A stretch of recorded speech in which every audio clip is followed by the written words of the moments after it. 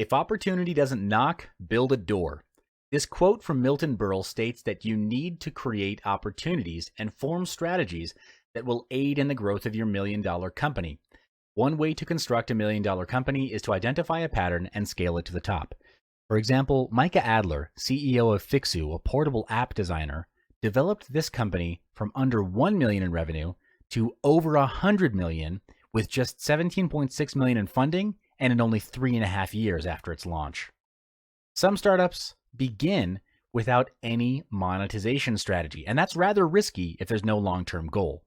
Twitter is an example of this phenomenon, but there are countless other companies out there building up their free user bases, hoping that inspiration and consequently financial stability will eventually strike along the way.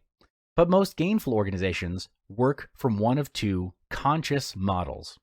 Either they pitch a ton of modest items to many individuals, or they pitch a couple of big ticket items to a more limited purchaser list. What's more important than choosing is having a defined plan for monetization. Knowing how you'll make money from the start will prevent wasted time spent hoping that something profitable will come together for you miraculously. Hitting $1 million in revenue during your first year is no small feat, and you certainly aren't going to achieve that goal with a team of underperformers. Yes, hiring slackers is cheaper and easier, but you'll pay for this convenience when your end of the year sales numbers come up short, and they definitely will, trust me.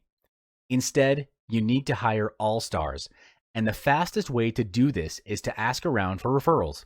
Pay particular attention to the sales hires you make, as these key employees stand to make the biggest difference in your business's bottom line. Finally, if you want to shoot for the revenue moon, you need to be absolutely militant about gathering data and acting upon the data, not your gut.